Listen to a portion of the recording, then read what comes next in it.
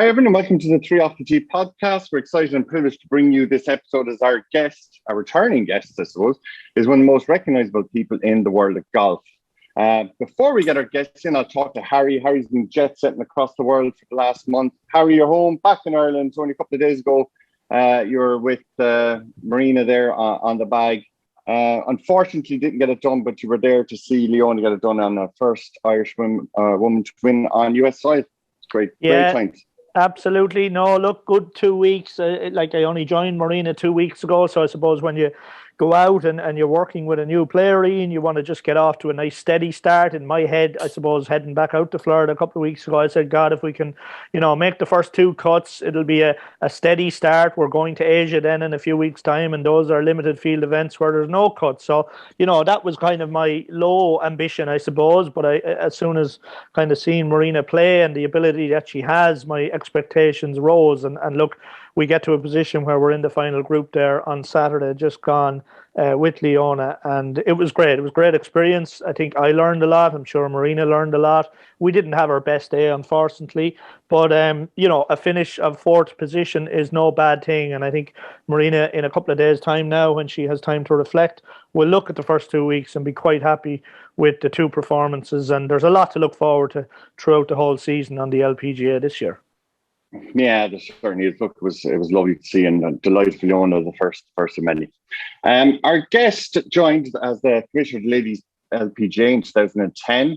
From there, he increased the number of tournaments on the LPGA Tour to 34, from 24. The purses from about 40 million to about 76 million. Grew the television hours from 125 hours to 500 hours.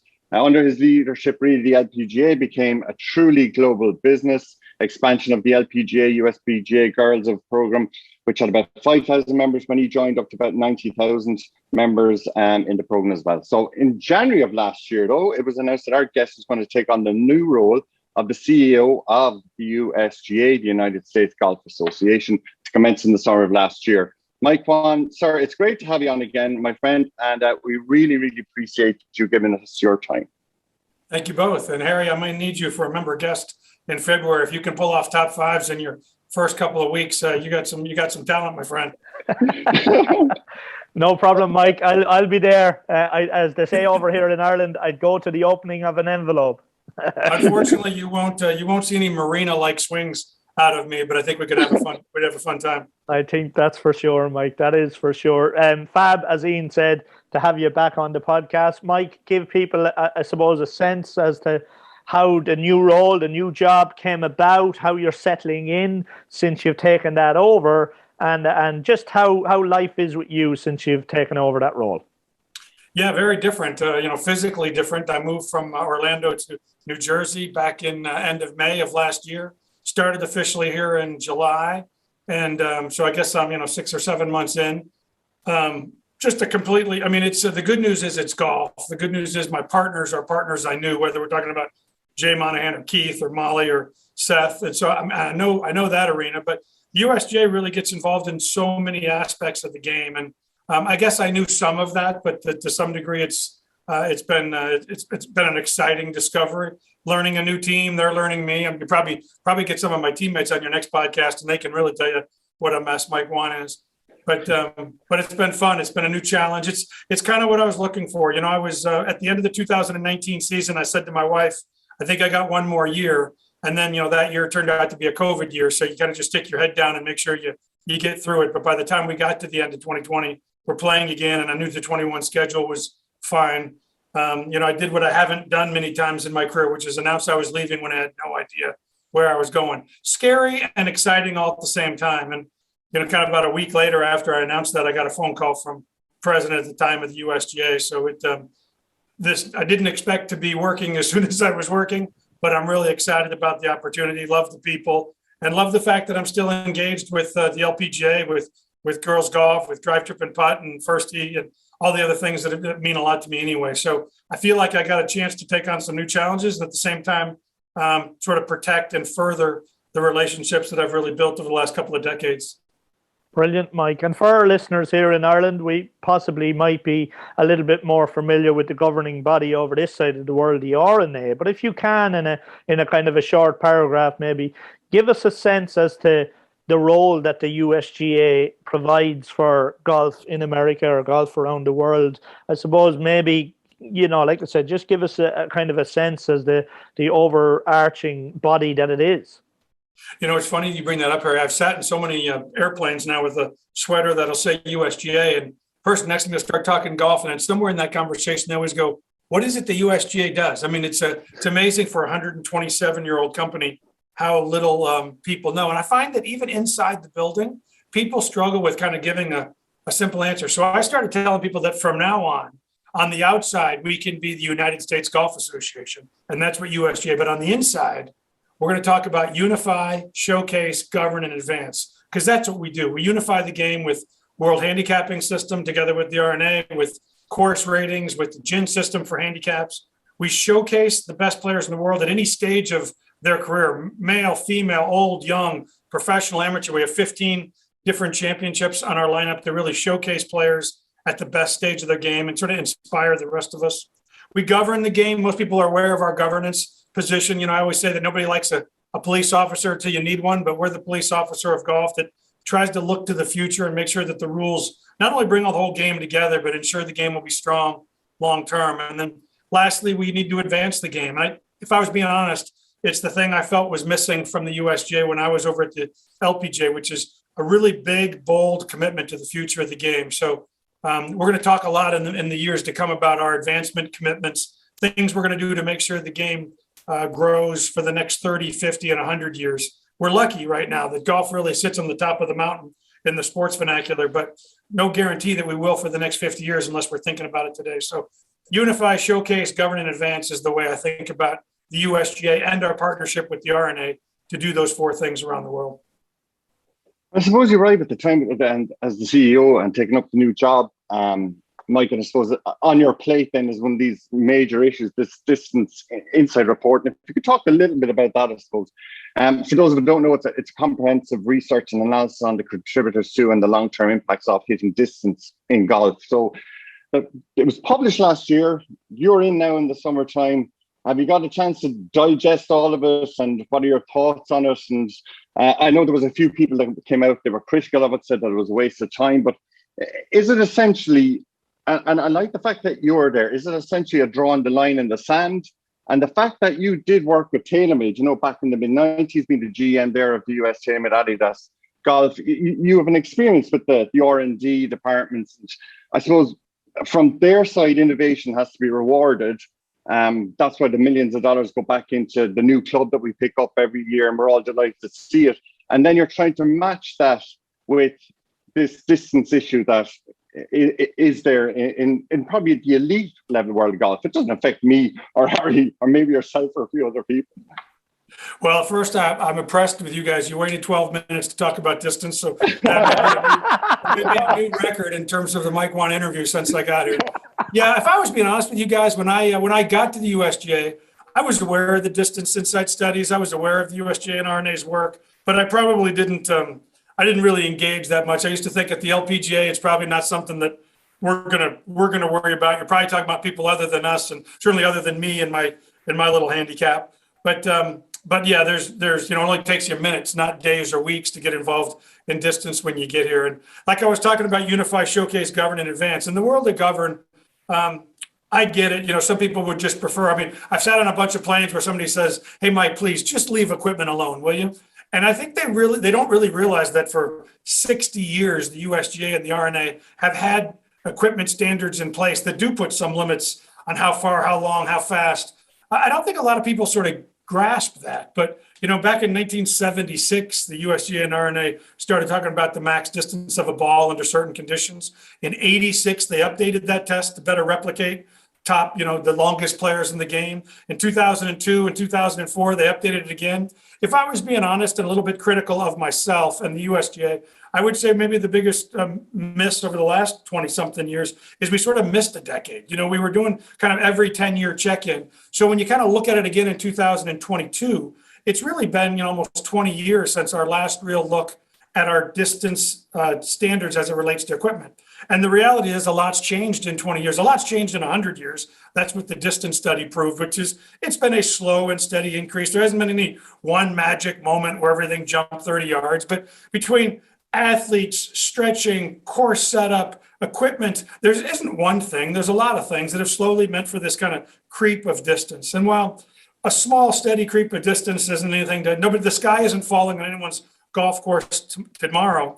I think we can't kid ourselves to think that average length of tournament play is significantly longer than it just was 10, 20, 30 years ago. Golf courses are being built now at 8,000 yards tip to tip, when that used to be, 6,800 used to be plenty long. That causes expense in terms of keeping that cost. That causes time to play. And while average golfers say, hey, that doesn't affect me, it actually does. It affects your cost, it affects your time. And longer term, you just aren't going to see a golf course built anywhere near a city if that's what it takes to build a golf course. And so it's real feasible for us to go, let's look 100 years forward. Is the game going to be okay if we do nothing? Or should we expect golf to be, really challenged by some of these things? So the reality of it is there's a responsibility, and that's the word I've used a lot since I got here.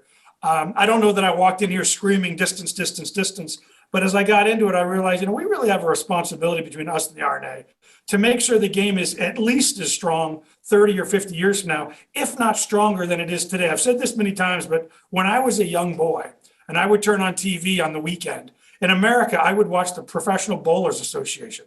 From 3 to 6 every Saturday and Sunday was professional bowling. It was the golf window. And so you say to yourself, when I said that to my kids, like, come on, Dad, you weren't watching golf on the weekends. We weren't watching bowling. And I'm like, yeah, I was watching bowling. I knew the names of the bowlers. I knew where they were from. They were on every weekend. And we're in that spot today in golf, and it's an amazing spot. And we have to make sure that we're making sure the future isn't just okay, but quite frankly is better, because golf's in a unique situation right now. More play, more interest, more TV viewership all around the world. And we can all just sit back and say, isn't that great? But we can also wake up and be billiards 100 years from now and go, gosh, I don't want people to play billiards as much as they used to. And so I think it's a responsibility for us to make sure that we're doing this in a prudent way. I'm sorry for the long answer, Ian, but it's not an easy answer. But I would tell you that you make the exact right point. I come to this job with a kind of unique perspective. First, I am a golfer, but I worked in the equipment side of the business at Wilson and TaylorMade, and I worked on the tour side of the business at the LPGA. And I've said this many times. I know there's a bunch of people that say, hey, Mike, this is easy. Just put a governor on all the balls and all the clubs, and this is as far as they go, and let's move on. But I think one of the things that makes golf, and you mentioned it when you asked the question, Ian, really special is this hundreds of millions of dollars of R&D that's invested in our sport. That doesn't happen in croquet. That doesn't happen in jarts. People are spending money to make this game even more exciting for us. So my goal is whatever we do, whatever we're going to do on distance, is to make sure that there's 1,000 engineers that wake up the next day and go, okay, if that's the new line in the sand, let's go. And they start pushing and getting us excited. I've got a stealth driver in my basement here. It's 13 degrees in New Jersey right now, but I'm as excited as anybody else to hit it as soon as we get above freezing. And I don't want to lose that part of the game. It's an exciting thing when kids and adults wake up and look under the Christmas tree and say, this might be the year. So our goal is not to take the excitement and the innovation out of the game. It's just to make sure the game can be as healthy 50 years from now as it is right now. Is there a lot of listening, learning type of effect with the various bodies? Is the easier option, or maybe, and I know you're answering, I suppose, I'm just getting tiny little bit more into it, is kind of lesser of the two evils, that lovely word bifurcation, but that then has its own challenges, or a tour ball, a championship ball, a local rule. Is that kind of where we're heading? Well, what I would tell you is, I said this from the moment I walked in, stop telling me all the things we can't do. Because it's difficult to take on a big project. And the first thing you do on a big project is put out of bounds stakes right down the both sides of the fairways. You're going to have to be able to step back and think about the what ifs. So I said from the very beginning, don't tell me all the things that we can't do. Let's talk about the challenge. I think the biggest difference, Ian and Harry, in terms of my time here has been, I guess, a recognition of the fact that we are talking about the longest in the game. And we are aware of the fact that we'd like to make sure that whatever changes or choices that are made as it relates to distance minimize the impact on the average and beginning golfer.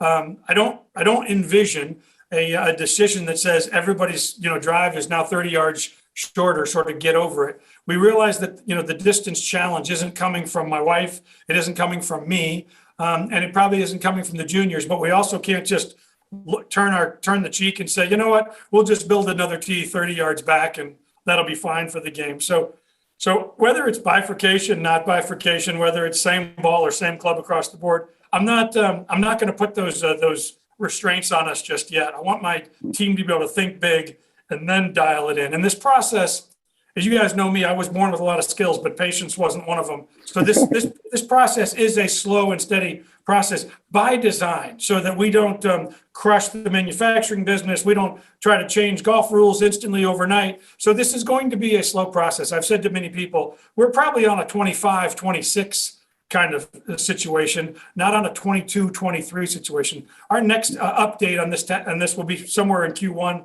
of this year, and we're going to tell people where specifically we're really looking at. But at this point, it's not a recommendation. We're still in the tell us what you're thinking, USGA and RNA, let us feedback, and then come back and give us more specifics. So I think a lot of people think we're done and we're just going down this slow process. Just not true. Next time we're going to tell you exactly where we're looking and hear a lot of feedback on it. And the good news about distance is you don't struggle to get feedback. That's for sure. Let's talk US Open, upcoming US Open this year. Brookline, iconic venue for numerous reasons. Ryder Cup, we remember in Brookline, and what was that, in 99? A fantastic venue. And I suppose, Mike, following on, and we won't spend too much longer on distance, but I suppose, we'll think of the Masters back in when they had that November Masters, and I think that might have been around the time that Bryson was hitting it long ways, and Bryson's kind of a little bit injured at the moment. Who knows what that's coming from? But, there's the fear, I suppose, with these iconic venues that suddenly, like the Masters, the word was he was going to go left off the tee on 13 and hit it right over the corner and go in there with a very short club. Now, the tournament committee there have bought a piece of land next door, and that won't be happening anytime soon or going into the future. But talk to me a little bit about Brookline. How do we, I suppose, try and counteract the bomb and gouge game? I suppose, obviously, US Opens typically, when I grew up, and the same for Ian watching it, were an iconic test of accuracy. That's kind of changed a little bit more recently. But give us, I suppose, a sense as to what you can do for your national tournament to try and, I suppose, counteract stuff like this going on. And as you mentioned, are we really going to be heading for trying to find courses that are somewhere in the region of 7,500 to 8,000 yards? Yeah, so a couple of things. I mean, the interesting thing for us is the Country Club of Brookline is one of the original 5 clubs that came together in 1894 to form the USGA. So this is a homecoming of sorts. The United States Golf Association. It's our roots. And I was just up there a couple of months ago. I was up there during their very first, well, maybe it was more than a couple of months, their first snowfall of the year. So walking the golf course at about 26 degrees was interesting for a Florida boy for the last couple of decades. But I think the good news about Brookline is it's going to be a golf course that's going to challenge you as much mentally as it is physically. And when we think about a US Open, we want you to hit every club in the bag, and we want you, when you walk off the course, to feel like you were as challenged mentally as you were physically. We're going to get that at Brookline. I think the golf course will be just fine. I think one of the things that I'm trying to get both my team and the fans of US Opens comfortable with, and a lot of people roll their eyes when I say it, is we're going to go to golf courses that we think need to be showcased and can create, and bring out the best players in the world. And if +1 wins that, or -11 wins that, we're going to get over it, and we're going to need other people to get over it too. Because to me, I think when we've gotten trouble maybe in the past is when we've been so focused on what's going to be the winning score. And I've said this many times, I don't think the NFL ever went into a halftime, got together in a room and said, it's 31-28. That's too much. Let's water up the field and slow things down in the second half. Athletes just want, once you've made it to the pinnacle, and if you've made it into a US Open, our job is to set that golf course up tough, to separate, the best from the not the best, and then to get out of their way Thursday to Sunday. And so that's what we're going to be about. We're going to have a plan. We're going to set it up, and whatever happens, happens. I think the good news about Boston is the sports fanaticism in Boston is as good as anywhere in the world. We're actually slowing down ticket sales because we're running out of places to park everybody.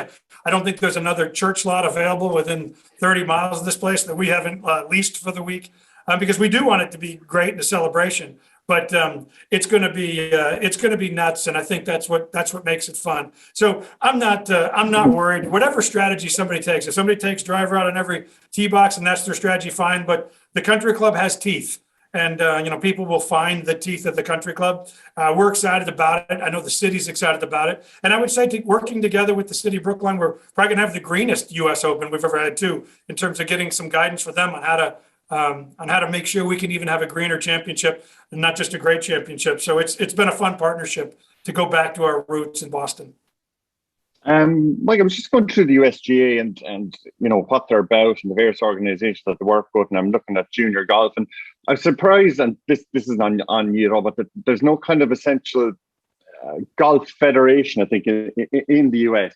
I mean, the AGGA, the first tee, the dry chip and putt, brilliant for grassroots, but it's nearly been the case that if you were a good player, you have to kind of support yourself, and that meant financially as well. Now, that in itself can maybe stop people or juniors or young junior golfers from continuing. So I suppose in comparison, say the Golfing Union of Ireland here and the Irish Ladies Golfing Union have support of all of our best players. I mean, it's just been a conveyor belt of player. We had Rory gone through it, Shane Lowry went through it, Graham McDowell went through it, and loads of others. And now it's Team Ireland, which again offers support even to players after turning professional. Is this something you're looking to invest in time in? Yeah, you've done your homework, Ian. That coming soon. I would just tell you, as the 12-year commissioner of the LPGA, I realized when I'd stand on a tee box that almost every player teeing off in a championship came out of a country or country union golf program, except the Americans.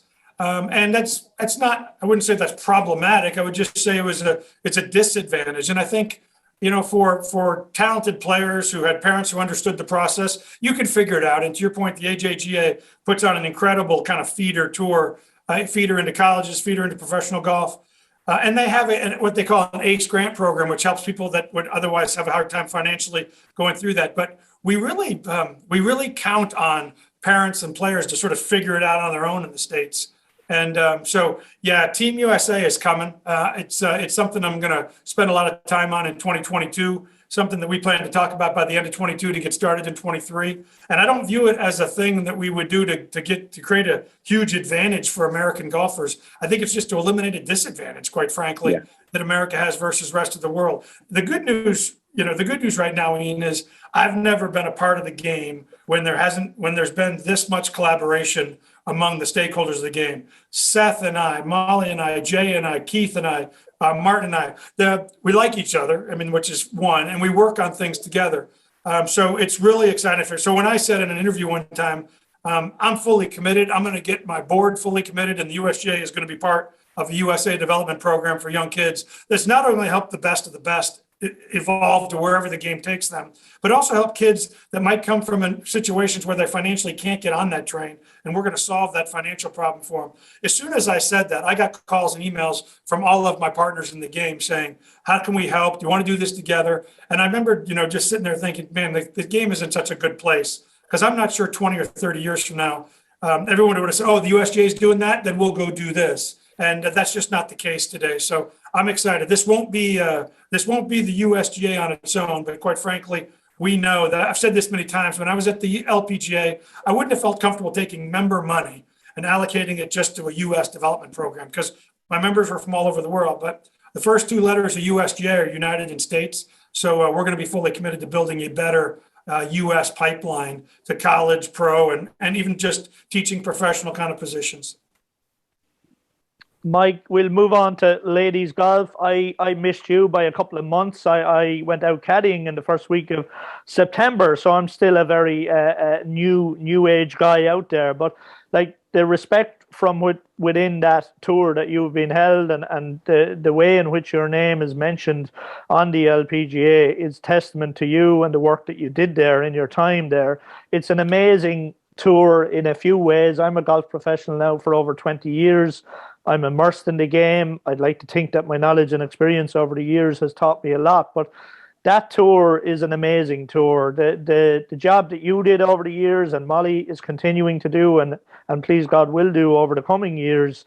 I think there's a huge amount to like about that tour. I said it to someone recently. They asked me, what's it like to caddy out there? Like, how far do these women hit the ball? Would they hit it further than me? A kind of a 5 handicap pal of mine here in Ireland said, and they're all hoping for me to say, oh no, you hit it further, but like, it's such a, I think, for me, and I want your comment on this, for me, what makes the LPGA so attractive, so relatable, is the fact that they hit it obviously so impressively, but it's probably more relatable to amateur players than maybe the modern game is on the men's side. I think, the whole approach and access maybe to the ladies tour or the lady professionals is probably a little bit easier as well. I think possibly they seem more approachable or give more of their time, or I just think, look, it's in an amazing place. When you look at the list of tournaments that we have this year, the places that I'm going to get to visit for the first time, the money that's come into that tour, it really is thriving at the moment. Like I said, not just because you're sitting on a screen in front of me here, but a lot of that work obviously is down to the work that you've done over the last few years to get it to a position that they have such a successful schedule, and with the money that they're playing for this year. A key component of that, and the announcement recently, and this comes under your umbrella, is that announcement of the unbelievable jump in prize fund for the US Open. If you look at the venues that we're going to this year for the 5 majors, I have to pinch myself when I realize that I'm going to be in where Rory won his first major. I'm going to be in Evian in France. I'm, please God, going to be caddying this year in the Ladies British Open in an iconic venue of Muirfield. Who would have ever thought that could happen? You must be immensely proud, even though you're now, like we said, over 6 months into your new job. But that announcement recently of the US Open prize fund, that was seismic, and that must make you, as the head of the association, very, very proud. Yeah, I mean, Harry, I know you're new out there, but if you spend a few more months out there and ask a few more people, you'll hear the other side of the comments about Mike Whan. So just wait. I'm glad that the people you talked to said positive things, but no, it's an incredible family, and I don't say that because it's a coined phrase. It does feel like a family out there. The word I've always used about LPGA is appreciation. There's an appreciation out there that I'm not sure exists in every professional sport. I think it would blow people away to know how many thank you cards are written every week by the players to sponsors that are giving them that opportunity, or TV partners that are putting them on the air. That may be a little old school, but it's the thing I'm most proud of. The good news for me and for the LPGA is I've heard people, talk about, I'm not the smartest guy in the room. And I think a lot of times people say that when they are the smartest guy in the room. Good news for me is I've never been the smartest guy in the room. So when you know that, you build a team of talented people. So what I did at the LPGA is I built a really talented team that did all the work. And I was more than happy to stand at the podium and take credit for it. But the great news about that is as I leave and went to the USGA, that team is in place. And that team, together with Molly's leadership, is what gives me confidence. I've said many times, if the LPGA was a stock, I'd buy it because it's on the rise. And you're right. When I got to the USGA, one of the things I feel strongly about is I think partners like the RNA, the USGA, the PGA of America, our role in women's golf is to continue to push the envelope, to continue to be the one that makes others, stretch farther. So when I got here, the first thing I wanted to do is say, what can we do to make young, 6-year-olds all over the world think even more that this is their game than they did before. I said this when we announced the partnership with ProMedica and the move to a 12 on the way to a 10 on the way to $12 million purse. I was sitting next to Danielle Kang and I said, I know this feels like this is about you and how much money you're going to play for this year at Pine Needles or next year at Pebble Beach. But this is really about your kids' kids. It's about your daughters and your daughters' daughters.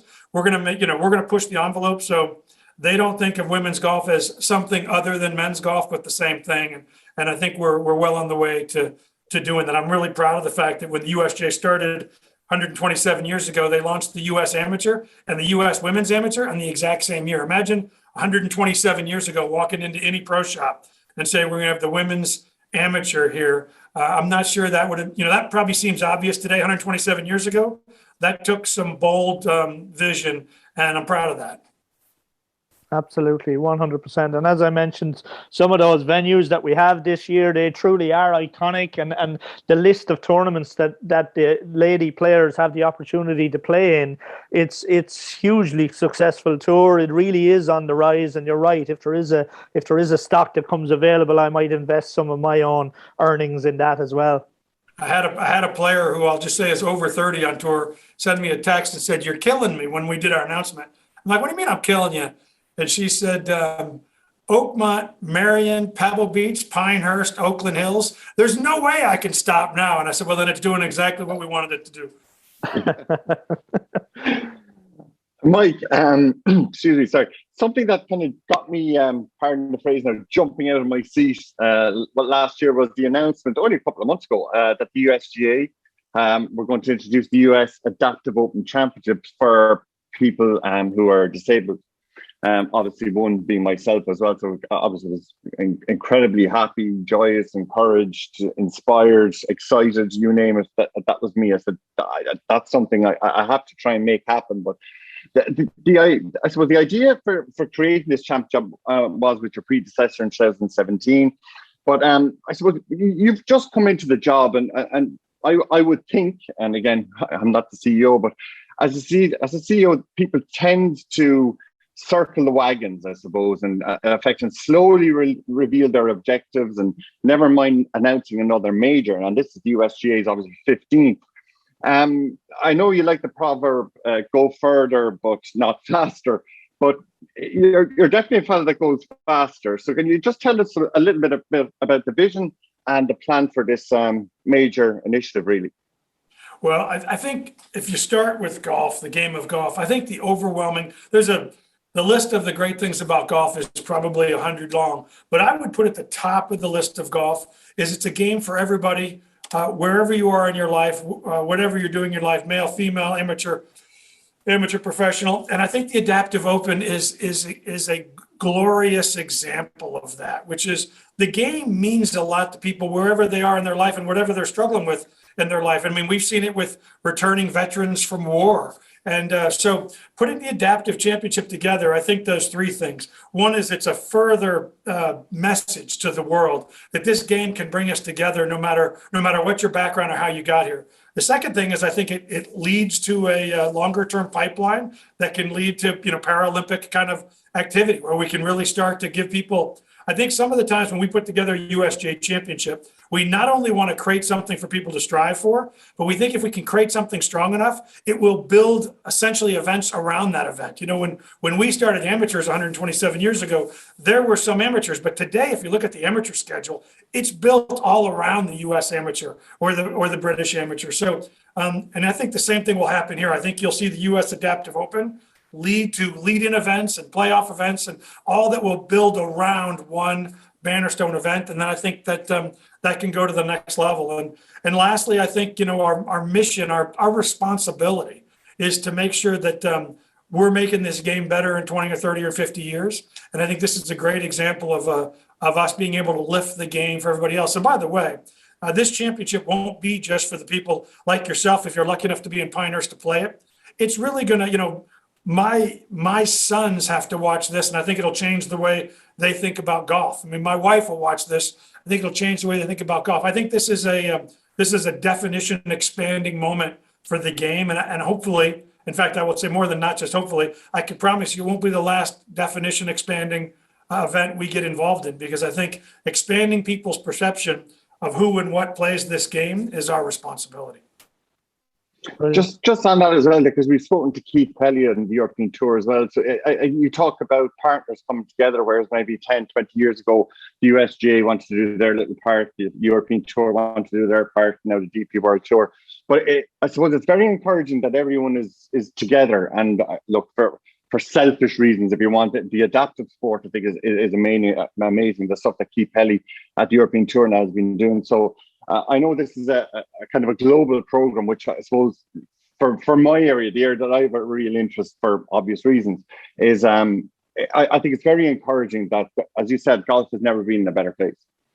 It's funny you bring up Keith. I've said this to other people, but I probably never said this to Keith, which is my own issue, and I should probably do that. But what I love about Keith is he's more afraid of not making golf bigger, better, and more inclusive than he is about making mistakes. And when you get leaders that are more afraid of status quo than they are about making a difference, good stuff happens. And I think a lot of times you get in these positions and the whole world will tell you why you shouldn't try new things. Because when you do, social media and the media, they beat you up. And I've been there. I mean, I've been beat up at the LPGA for a million new and different ideas.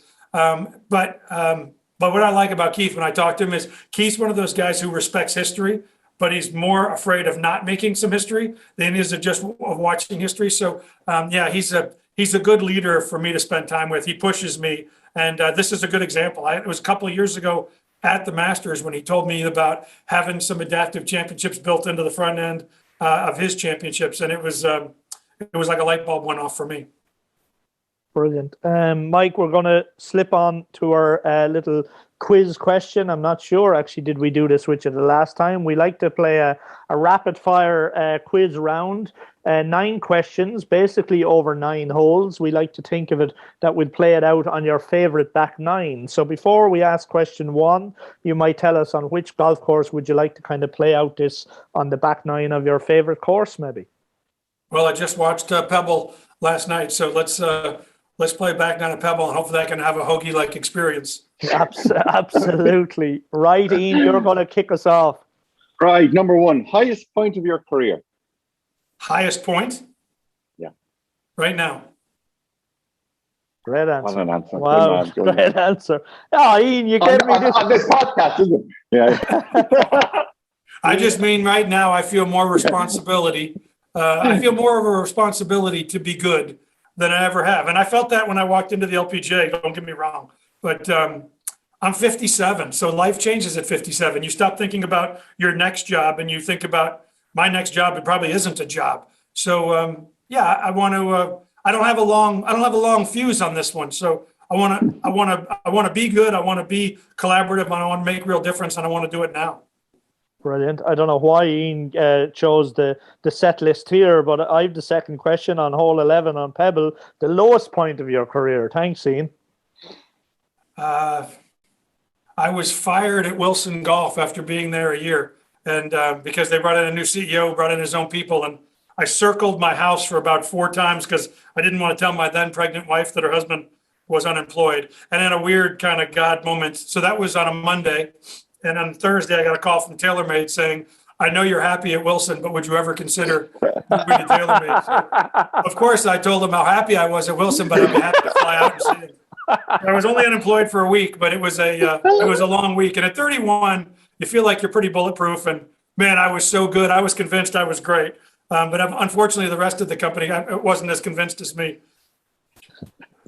Oh, brilliant.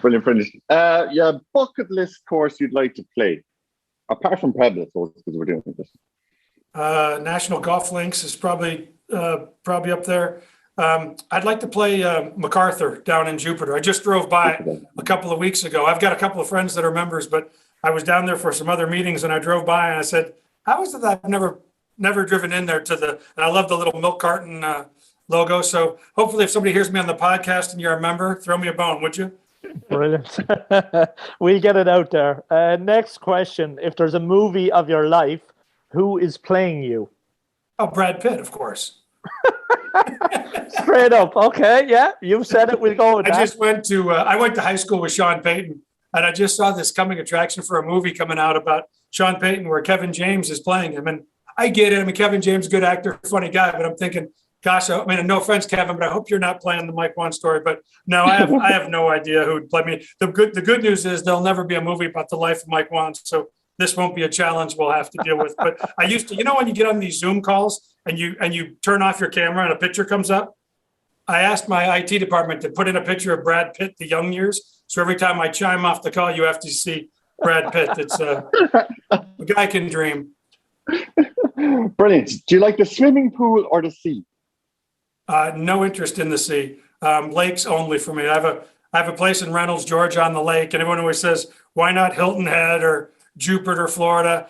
Yeah, I don't do the ocean. To me, the ocean is an away game, and whatever's swimming in there is home. So yeah, I don't do the water that doesn't border it by a lake. Right. Next one. This is a foodie question. If you're going to a Thai restaurant or a Chinese, maybe a chicken curry, what will you have it with? Fries or rice? Rice. It's funny. My last name is Whan, and I've traveled all around the world.